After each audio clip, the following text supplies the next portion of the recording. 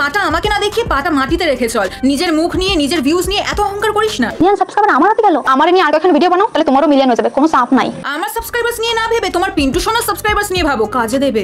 আমার দিদা মারা যাওয়ার আর শ্মশানের ব্লগটা তোমাদের সাথে শেয়ার করি। ভিডিওটা শুধুমাত্র এন্টারটেইনমেন্টের জন্য, কাউকে পার্সোনালি আঘাত করার জন্য নয়। আমার এত টেনশন এত কষ্ট হচ্ছে আমার দিদার জন্য যে আমি আর কিছুই করতে পারছিলাম না। সেই জন্যই তুমি মেকআপ করতে করতে নাচ করছিলে। দাদুর পেছনে এতগুলো টাকা খরচা করতে চাইছি না, কারণ আমারও তো বিয়ের বয়স হয়েছে, আমাকেও তো বিয়ে করতে হবে বলো। ও তুমিও আয়া পড়ছো? ঠিক আছে, আজকে তাহলে দুজনকেই একসাথে দেব। বিয়ে বিয়ে দিয়ে দেবো, কেঁদে মরে যাবি। যে নিজে একসময় রোস্ট হয়ে এখন এত বড় বাড়ি বানিয়ে নিল, সে আবার এসেছে আমাকে রোস্ট। না, তোমার প্রবলেমটা ঠিক কোথায়? রোস্ট হওয়া নিয়ে নাকি কে রোস্ট হয়ে বাড়ি বানালো সেটা নিয়ে? জানি না। প্লিজ আমাকে নিয়ে আর কোনো ভিডিও বানিও না। আহারে চোখের পানিতে বুকটা বাইসা যা। Wake up to reality.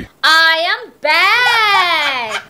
So hey, this is Silika. Welcome back to my channel Active Over. মাত্র কয়েকদিনের জন্য একটু দেশের বাইরে গিয়েছিলাম, ফিরে এসে দেখি সোশ্যাল মিডিয়া তোলপাড় করে ফেলেছে দুই নেকু মামুনি।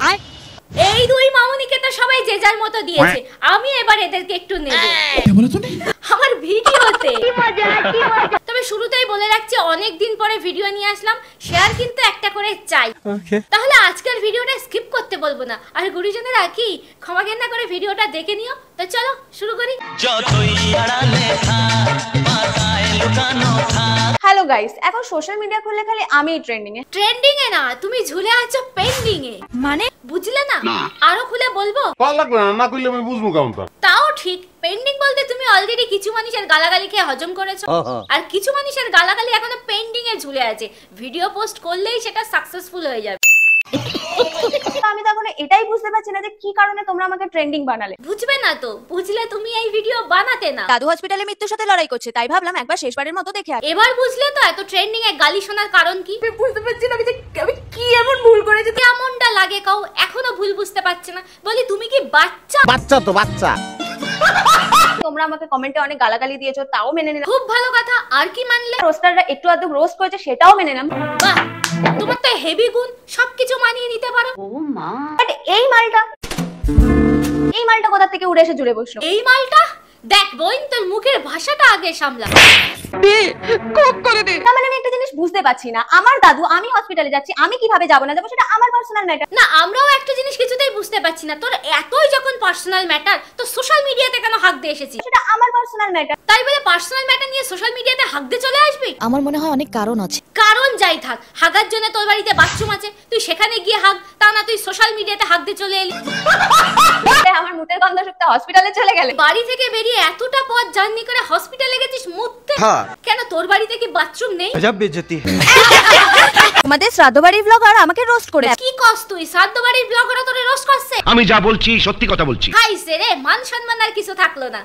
তোমাদের শ্রাদ্ধ বাড়ির ব্লগার আমাকে রোস্ট করে। শেষমেশ শ্রাদ্ধ বাড়ির ব্লগাররা তোকে কিনা টাশন দিল। আমার দাদু, আমি হসপিটালে মেকআপ করে যাবো কি যাবো না সেটা আমার ব্যাপার। ঠিকই তো, ওর মেকআপ, ওর দাদু মেকআপ করলে প্রবলেম কি? তুই মেকআপ কর বইন, মেকআপ কর। আমাকে কি মেকআপ ছাড়া মানায় বলো? কিন্তু আমার মনে একটাই প্রশ্ন, মেকআপ করার পরেও কি তোকে মানায়? জানি না। অনেকে তো এরকমও বলছো আমি নাকি আমার দাদুকে দেখতে না, দাদুর বিয়েতে যাচ্ছি। বিয়ে খেতে কি? বিয়ে করতেও তো যেতে পারে। বলেন কি? এই দাদুই কিন্তু ছোটবেলায় আমাকে বিয়ে করতে চাইতো। তাই নাকি? তা তুমি কি করতে? এই সুযোগেরই সদ্ব্যবহার করে আমি রোজ বিকেলে দাদুর কাছ থেকে 1 টাকা নিয়ে পেপসি খেতে যেতাম। ও, তার মানে দাদুকে নিয়ে সুযোগের সদ্ব্যবহার তুমি ছোটবেলা থেকেই চালিয়ে যাচ্ছ। দাদু হসপিটালে মৃত্যুর সাথে লড়াই করছে, আর সেই টেনশনে না পারছি খেতে আর না পারছি ঘুমাতে। কিন্তু আমরা তো দেখছি ভালোই পাচ্ছ মুখে মেকআপটা লাগাতে। ঠিক বলেছিস। হঠাৎ করে দাদুর হার্টের অপারেশনের কথা শুনে পুরো ফ্যামিলির মাথায় যেন আকাশ ভেঙে পড়ল। বলছি তোর মাথায় আকাশ ভেঙে পড়েনি? তুই কি তখন ফ্যামিলির বাইরে ছিলি নাকি বই? কিছুক্ষণ আগে খবর এলো দাদু নাকি ইমিডিয়েট হার্টের অপারেশন করতে হবে। আর তাই শুনে বইন ভাবলো আমাকে ওই ঝটপট মেকআপটা সারতে হবে। কিন্তু তোমরা তো জানোই হার্টের অপারেশন করাতে গেলে কতগুলো টাকা খরচ হয়। এই মুহূর্তে আমরা দাদুর পেছনে এতগুলো টাকা খরচা করতে চাইছি না। কিন্তু কেন বইন, নতুন মেকআপ কিনবা বলে? কারণ আমারও তো বিয়ের বয়স হয়েছে, আমাকেও তো বিয়ে করতে হবে বলো। ঠিক, তোমার তো বিয়ে করতেই হবে, তাই বিয়ে তোমাকে দিয়েই দেবো। বিয়ে দিয়ে দেবো, কেঁদে মরে যাবি। আমি মনে করি দাদুর পেছনে অতগুলো টাকা খরচ করা থেকে আমার বিয়ের জন্য টাকাগুলো জমিয়ে রাখা অনেক ভালো। এ কে বে? মানুষের জীবনের থেকেও নাকি আর বিয়ে আগে? এর পয়দা করছে কে? তোরে পয়দা করছে কেডা? জানি না। তোমরা কি কোনোদিনও তোমাদের এক্স এর বিয়েতে নেমন্তন্ন পেয়েছো? পাবো কেমনে, আমাদের তো প্রেজেন্টও নেই এক্সও নেই, তাই এক্স এর বিয়েও নেই। আমার এক্স এত ছেঁচড়া যে তার বিয়েতে আমাকে নেমন্তন্ন করলো। তার থেকে তো তুই বেশি ছেঁচড়া, তাই এক্স এর বিয়ে কেটে যাচ্ছি। আমি ভাবছিলাম ছোট লোকটার মুখটা আর দেখবো না, কিন্তু পরে ভাবলাম যাই একটু দেখেই আসি। যাও একটু দেখেই আসো, এক্স এর বিয়ে বলে কথা। ছেড়ে যাওয়ার সময় আমার রূপ নিয়ে আমাকে অনেক খোঁটা দিয়েছে। কেন, তুমি কি মেকআপ ছাড়া বিয়ে করতে গিয়েছিলে? আমি বলুম না। হাই রে, কি করছিস? স্টোরি দেবো, একটা ভিডিও করছি। তুই আমি কিছু মেকআপ ফেকআপ করে নি, তুই স্টোরি দিবি না? ক্যামেরা বন্ধ কর। এই ক্যামেরা বন্ধ করো, ক্যামেরা বন্ধ করো, ও মেকআপ করেনি।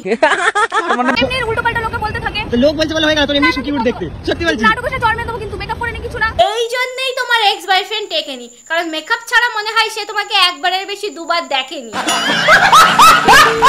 প্লিজ আমাকে নিয়ে আর কোনো ভিডিও বানিও না, আমার ভুল হয়ে গেছে। যাক, শেষমেশ তাহলে তুমি বুঝলে যে ভিডিওটা করা তোমার ভুল হয়েছিল। হঠাৎ শুনি আমার দিদা মারা গেছে আর সবাইকে যেতে হবে শ্মশানে। দিদা মারা গেছে শুনে না কেঁদে বই নামাতে সেজে গুজে চলে গেছে শ্মশানে। চলো আমার দিদা মারা যাওয়ার আর শ্মশানের ব্লগটা তোমাদের সাথে শেয়ার করি। বিয়ে বাড়ি শ্রাদ্ধ বাড়ির ব্লগ ছেড়ে এবার শ্মশানে যাওয়ার ব্লগ দেখতে হচ্ছে। হায় রে কলিকাল, আর কত কি যে দেখবো। अच्छा है मैं अंधा हूँ। আমি ভাবতেই পারিনি আমার দিদা আমাকে ছেড়ে চলে যাবে। বেঁচে গেছে রে তোর দিদা, যে তোর মতো নাতনির মুখ তাকে আর দেখতে হবে না। যাই হোক, সবারই একদিন না একদিন উপরে যেতে হবে। তুই কিন্তু ভুলেও যাস না বই, কেন? গেলেই তোর দিদা মোটকে দেবে তোর ঘাড়। মন খারাপ করে আর কিছুই হবে না, এইটাই নিজের মনকে বুঝ দিচ্ছিলাম। মন খারাপ করে কিছু হবে না, দিদা মরে গেছে তো কি হয়েছে, তুই ভালো করে মেকআপটা কর। খুবই কষ্ট হচ্ছিল আমার দিদার জন্য। খুবই কষ্ট পাচ্ছিস তুই, মেকআপের প্রত্যেকটা ফোঁটায় তোর কষ্টের ছাপ ফুটে উঠেছে। কিন্তু এই যে এদের দিদা মারা গেল, দাদু হসপিটালে ভর্তি, এই দাদু দিদাকে কেউ কখনো দেখেছো? তাহলে এর মধ্যে ঠিক কোনো গন্ডগোল আছে। গন্ডগোল তো আছেই, পুরোটাই হলো ভিউজ এর খেলা, যাকে বলে বিজনেস। যাই হোক, যার যেমন পুঁজি তার তেমন ব্যবসা, তাই এবার তোরা এই রোজটাকে সামলা। ঠিক বলেছিস। তো আজকের ভিডিওটা কেমন লাগলো কমেন্ট করে জানিও, ভালো লাগলে লাইক কমেন্ট শেয়ার সাবস্ক্রাইব করে দিও, আর অনেকদিন পরে ভিডিও নিয়ে এসেছি, একটা করে শেয়ার মেরে দিও। হ্যাঁ, আর ফেসবুক পেজ থেকে যারা দেখছো তারা পেজটাকে ফলো করো, আর ইউটিউব থেকে কি করছো সাবস্ক্রাইব করো, তাড়াতাড়ি 5000 করে দাও। कर दो यार, तुम्हारे पैसे थोड़ी ना कट रहे, कर दो। তো দেখা হচ্ছে নেক্সট ভিডিওতে, ততক্ষণের জন্য পুরোনো ভিডিওগুলো দেখতে থাকো, ভালো থাকো, সুস্থ থাকো, টাটা, বাই বাই।